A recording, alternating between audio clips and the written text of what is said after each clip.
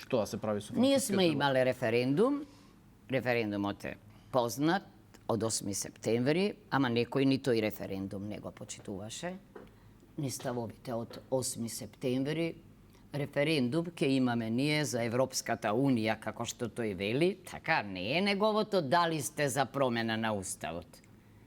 Тако, дали сте за ЕУ. Се разбира дека се сме за... да се договори прашањето. Се разбира дека сме за ЕУ. Бидејќи, знаете како, имавме ние еден референдум, таков референдум за ЕУ ние ќе одржиме кога ќе ги завршиме преговорите и тогаш има логика вие да прашате, бидејќи според нашиот устав треба и двотретенско мнозинство во парламентот и треба на референдум да се потврди за да станеме членки на ЕУ. Добро, да заокружиме овој дел, дали сте вие оптимистка дека од скоро време ќе се најде некакво решение, било кој од овие што ги спомнавте. Еве Рокас го споменавте, тој вели дека се работи под радар, зад радар, како објасни таму, дека нешто се случува. Така е, точно кажувам дека да, под радар, да, некогаш не се кажуваат работите. Јас се разбира дека кога не би била оптимист, не би била председателка, оптимист сум, верувам во добра волја. Тоа е не само важно за нас, тоа е важно и за Европската Унија, а и за незиниот интегритет, за незиниот дигнитет, ама и за процесот на проширување, бидејќи еден преседан ќе роди нови преседани. Сега верувате дека има искрена волја кај Европската Унија, бидејќи во дел од политичкиот естаблишмент кај нас има и дилеми дали има таква волја? Ние во Софија чувме и став дека треба да има гаранции. Чувме таков став. Јас мислам дека го чувме господинот Кошта како изјави во Софија дека мора да има некакви гаранции. Има разбирање, да. Така, гаранции, изразот, да. Ама тоа Лани го кажа таму, сега кај нас го дојде не го повтори.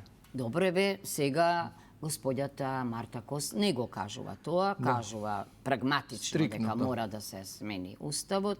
Предпоставувам и таа од добри намери, зошто? Зашто е јасно дека ние сме подготвени за да го фатиме чекорот со оние кои се на прагот. Апсолутно. И затоа не сака да не остава да назадуваме, за да го материализираме овој реформски зафат што го правиме и успешно да го на некој начин да го да, тоа е таа доверба за која говореше, треба и ние да имаме доверба дека Европска Унија навистина сака да се проширува.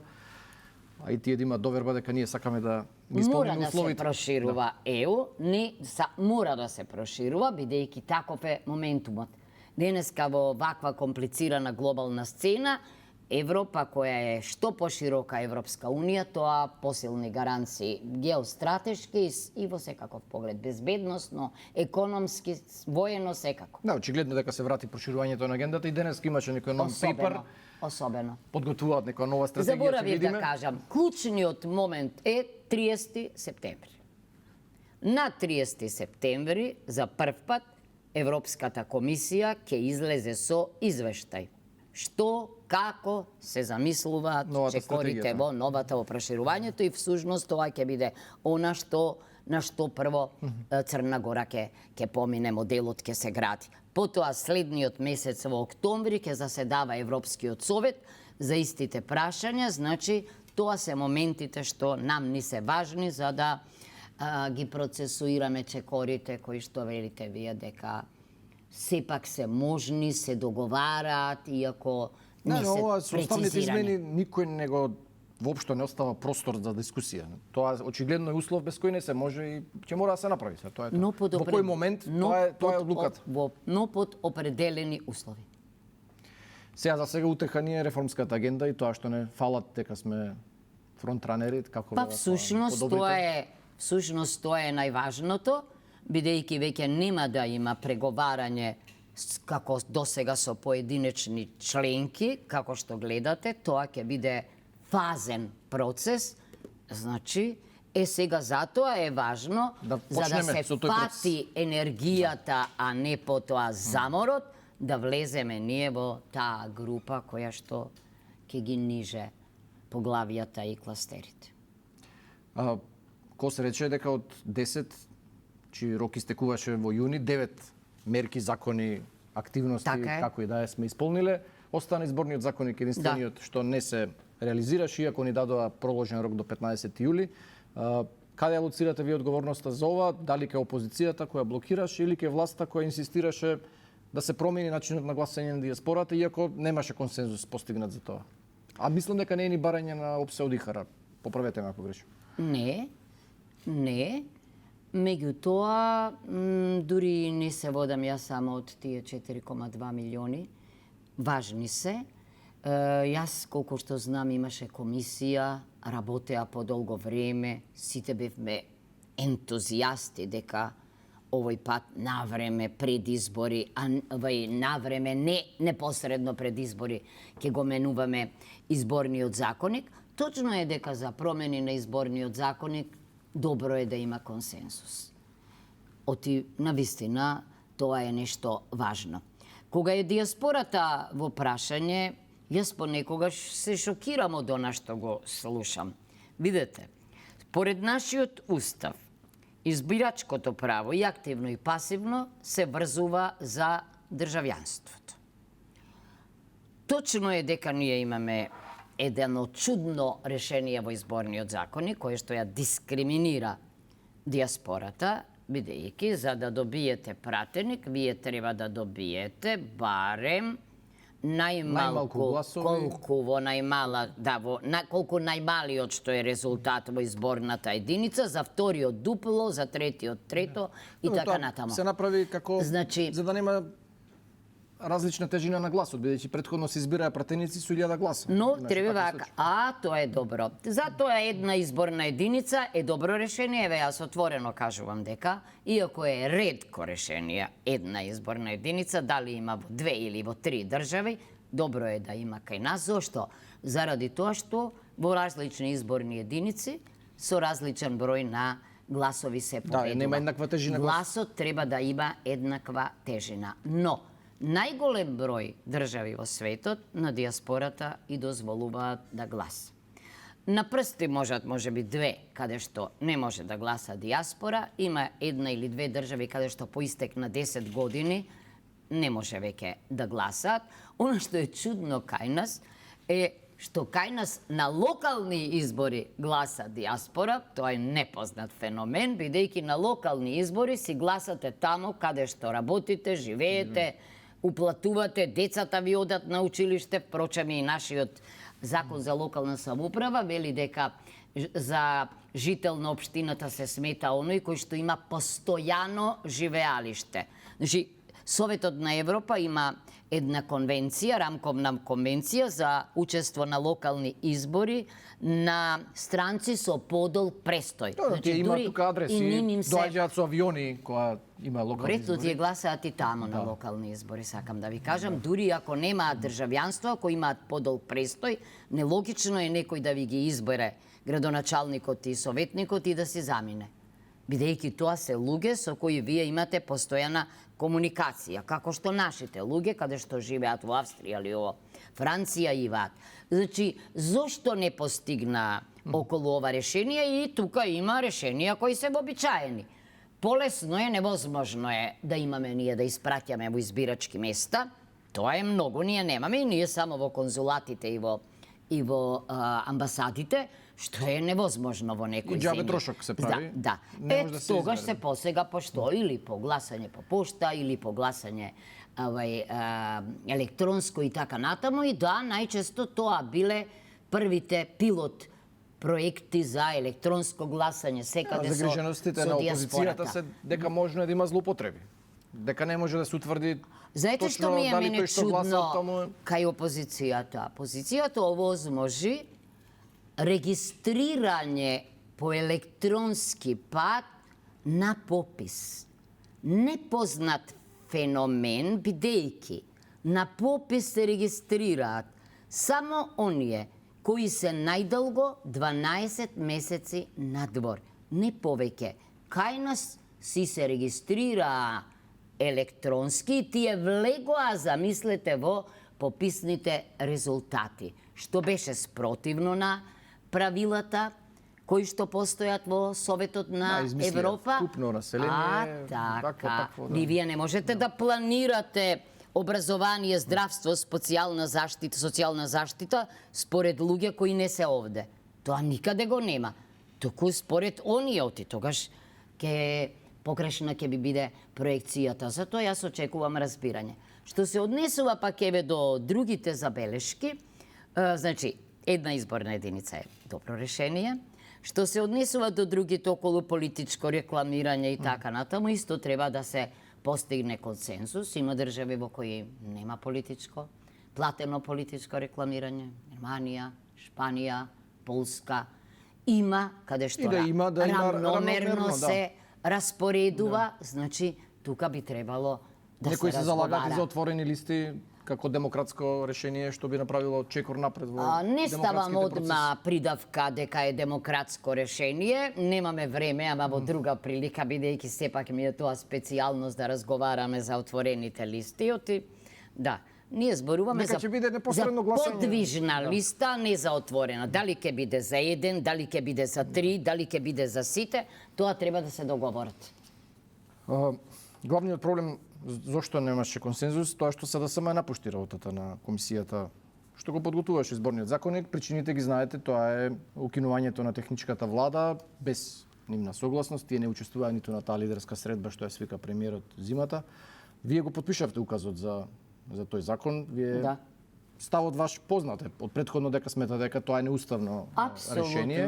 Да, но тоа нема ништо заедничко со техничко. Тоа е најпартиското решение и внесува само блокади, опасност од вето и го блокира процесот.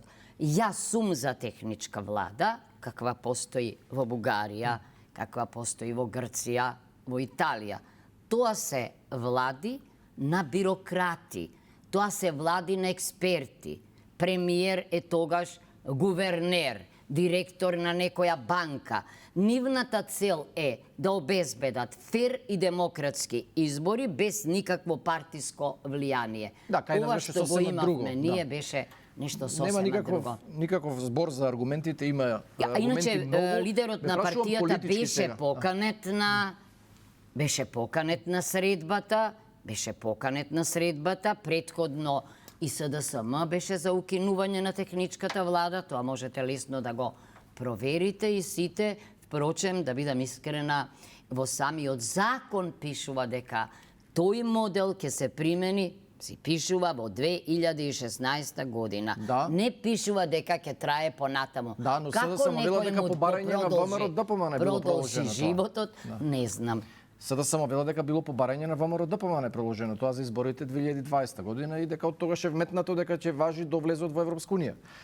Прашањето ми е мене политичко. Мислам, вашиот став ми е познат и аргументите се тие, нема збор за тоа. Туку тоа е решение донесено со консензус. И сега, за да се промени, веројатно повторно логично е да треба консензус да има. А овој пат немаше консензус. Дали во некој момент размисливте евентуално да не го подпишете указот и да му дадете уште една шанса на политичкиот диалог? Не, бидејќи јас се водам од уставот. Тој закон се носи со обично мнозинство. Јас не можам да наметнам консензус, да се бараше двотретинско мнозинство за тој закон, тогаш е друго решението. Значи, јас не можам од политиката да се водам, кога подпишувам или не подпишувам. Јас повикував неколку пати тогаш дека треба да се седне, дека треба да се постигне согласност, впрочем и не се однесува на овие избори решението. Така што ја навистина не ја разбирам загриженоста. Значи, тоа решение ќе се однесува во некое друго време. Да, но тука е и прашањето зошто се инсистираше за ова решение, ја не разбирам зашто. Како овие луѓе се сега актуелни, на следниве избори повторно ќе има техничка влада. Тогаш зошто да се грижиме ние за футур? До тогаш сигурно може и нешто друго да решат. Да, прашањето е зошто се инсистираше сега да се смени тоа, ако треба да важи од 2022 година. Па не знам, бидејќи веројатно таму постигна некаков консензус, не знам зашто. Прашањето ми е, председателке, како председател на сите граѓани... Иначе го прекршија и самиот закон за техничка влада со именувањето на господинот Џафери за премиер. Бидејќи јасно е решението дека треба да биде лидер, дека премиер станува, значи кој? Од најголемата опозицијска, најголемата владеачка партија. Значи некој закон не почитува. Прашањето ми е повеќе политичко и во контекст на ова со евроинтеграциите и во однос на ова внатрешниот диалог. Гледате во собрание што се случува, се навредуваат, се што се зборува. Неверојатно нешто. Да, очигледно дека постои некоја политичка тензија, иако власта има големо мнозинство, скоро двотретинско мнозинство, опозицијата нема многу пратеници, но тоа очигледно не значи дека ќе има и соработка меѓу нив. Има ли некаков начин, имате ли некаква, не знам, можност, иницијатива, нешто да се направи, да се смират тие политички тензии, да се конструктивно да се настапува? Очигледно имаме многу работа во држава, ние се занимаваме со Во право сте, но јас не сум волшебничка. Навистина е ова крајно невообичаен начин, особено меѓу парламентарни партии кои сите прашања треба да ги решаваат во парламентот, а не по телевизии на пресконференции. Логично е да се обраќаат на пресконференции вон парламентарни партии, бидејќи не се институционализирани. Меѓутоа, кога имате вие процес на одлучување внатре и не учествувате тамо, проблемот е голем. Разговарам, се разбира. Се разбира дека разговарам и впрочем, сами сте сведоци дека започна, требаше да биде тоа само една од многуте средби. Еве, иако тоа е вон институционално, ама политички диалог треба да има. Така е.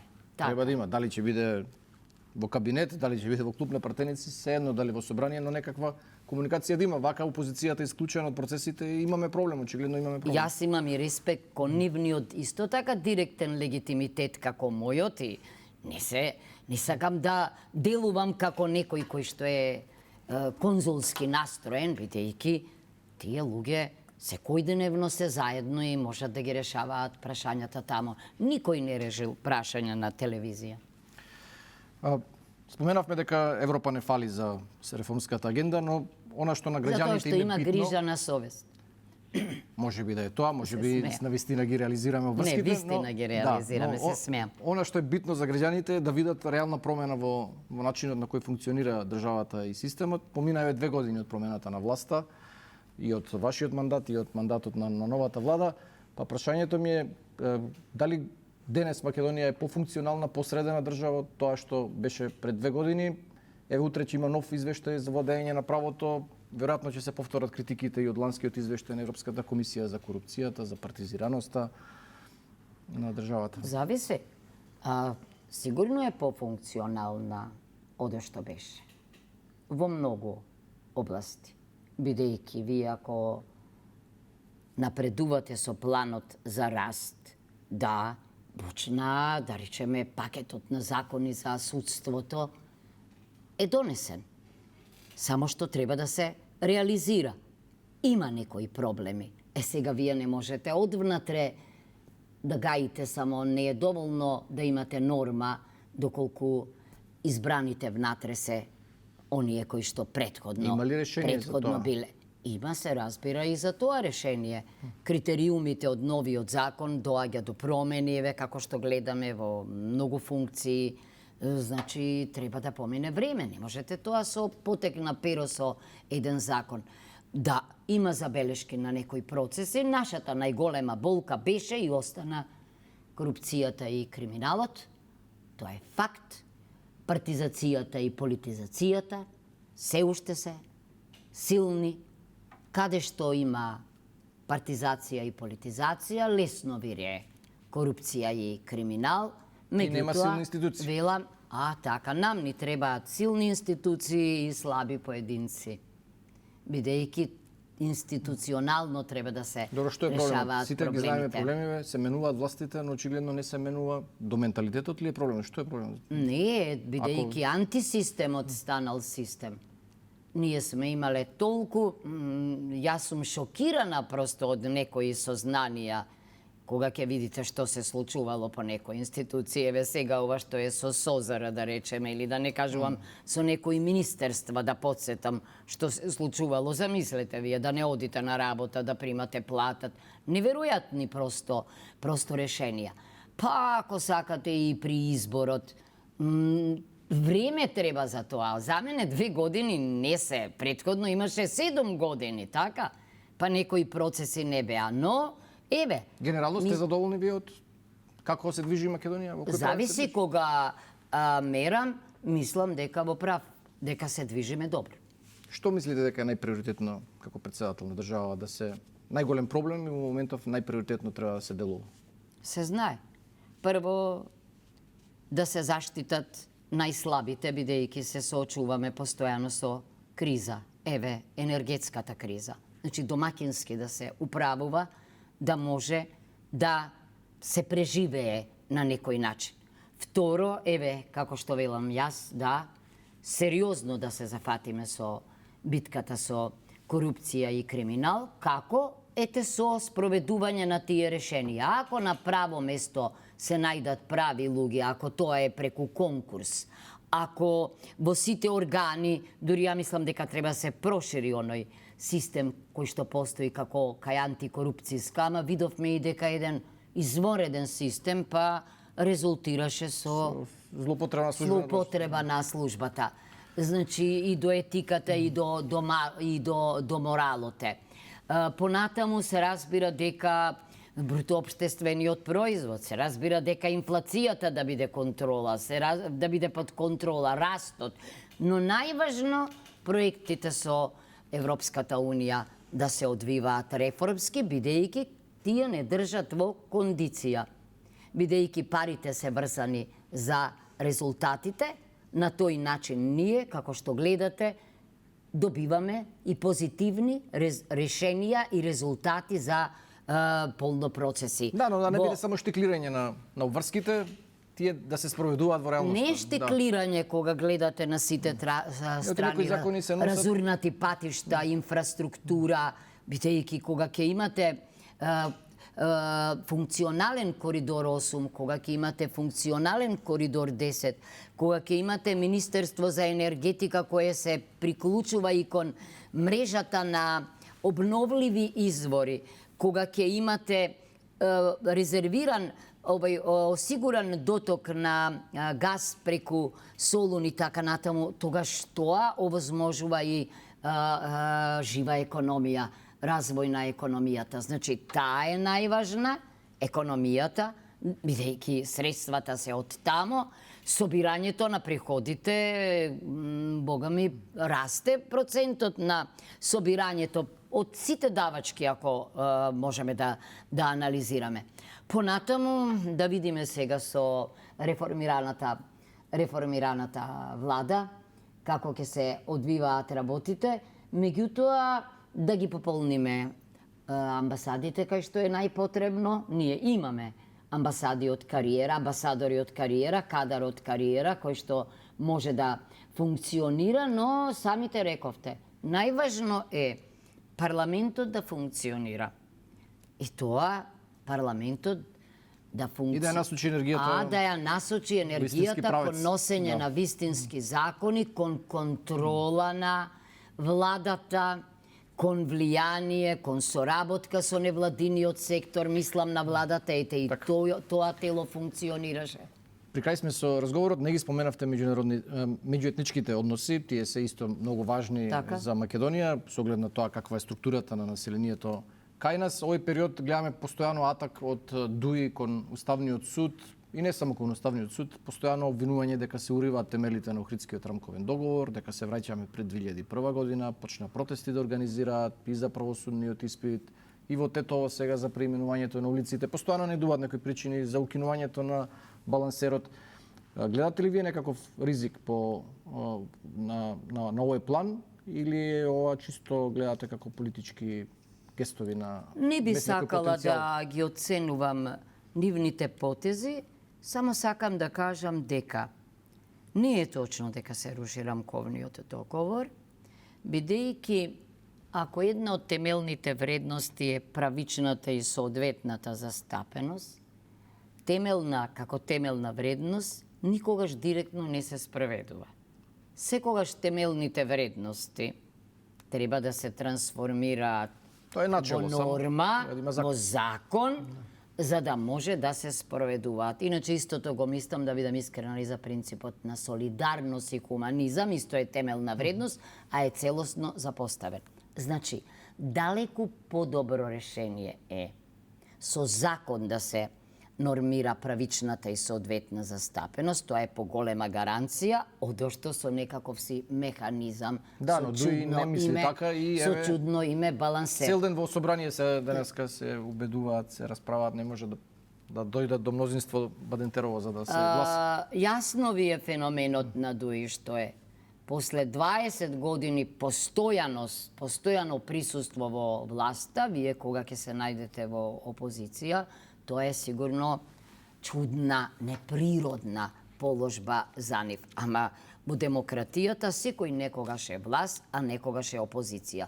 Нелогично е вие да бидете секогаш власт. Тоа е лошо. Да, но лошо е кога се користат етничките теми во ваква држава. Значи, етничките теми не смее да се употребуваат, иначе јас секаде ги споменувам, се разбира, дури и во Анкара, бидејќи ние мораме да водиме сметка за внатрешниот мир, ако сакаме да извезуваме и надвор мир.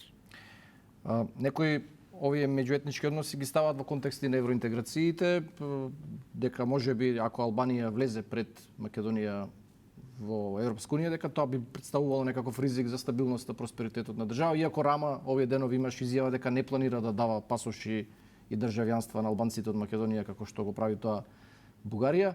Рама постојано го потенцира регионалниот елемент, морам да кажам, секогаш вели дека е никогаш не зборува само за Албанија, зборува и за регионот, дури деновиве, читам, ги споменува сите дека заслужуваат, значи 7 држави кои чекаат на вистина да влезат во Европската унија.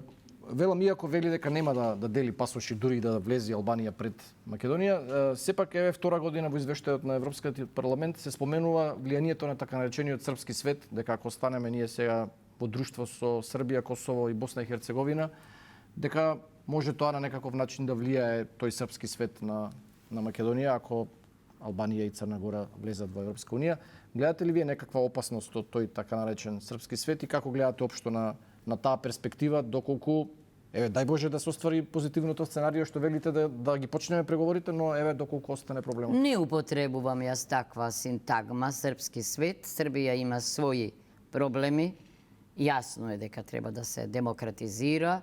Исто така, значи, предпоставувам дека сама ќе си ги решава прашањата. Ние сме доволно зрели и понапред сме на некој начин во процесите, но Србија ќе си го најде својот пат, ние ќе си го најдеме својот пат. Апсолутно не мислам дека толку силен постои некој српски свет кој што нам ќе ни оневозможи Знаете, тоа влезе во извештајот по барање на бугарските европратеници, ама се прифати тука и од опозицијата и се користи да... Тоа е таа реторика која што не е добронамерна, ние така не се однесуваме, бидејќи се тоа соседи и зборувам и за Бугарија, зборувам и за Србија, зборувам и за Албанија, не мислам. Ние сме си го одбрале патот, на правата линија сме, за жал не попречуваат, но мислам дека сме доволно отпорни, не само кон трети сили, туку и кон вакви влијанија, за да се избориме за местото што одамна сме го заслужиле, а тоа е во Европската унија. Ви благодарам многу за овој разговор. Се надевам дека оптимизмот ќе се реализира и следниот разговор, што би го имале некаде, можеби, ако ја продолжиме традицијата кон крајот на годината, дека тогаш веројатно би имале и почеток на преговорите. И јас очекувам. На крајот да ве прашам дали гледате фудбал, светско првенство? Па не гледам многу, ама вака слушам кога гледам колку беа шпанците. Весели, среќни е сега, тие се докажа. Иначе многу сум сакала некогаш фудбал заради мојот брат. Да, а мислам дека одлични се, бидејќи се европски прваци. Ова да го сватиме дека ќе навивате за Шпанија во недела со Аргентина? Па, за Шпанија ќе навивам, да, за Шпанија ќе навивам. Ви благодарам многу уште еднаш за разговорот и ви посакувам убаво лето, пријатно. Веројатно ќе го поминете поголемиот дел во Охрид. Нема да биде долго топло лето, јас веќе имам и за летото за Охрид полна агенда. Да, таму ви е летната Тоа е статусот, па дури и примање на акредитиви, тоа е. Ви благодарам уште еднаш. Почитувани гледачи, тоа беше претседателката на државата Гордана Силјановска-Давкова. Ова беше последното само интервју за оваа телевизиска сезона. Се разбира, останете со Канал 5. Утре има само вистина, од понеделник имаме секојдневни разговори во Вести Плюс. Со мене се гледаме здравје во септември. Довидување.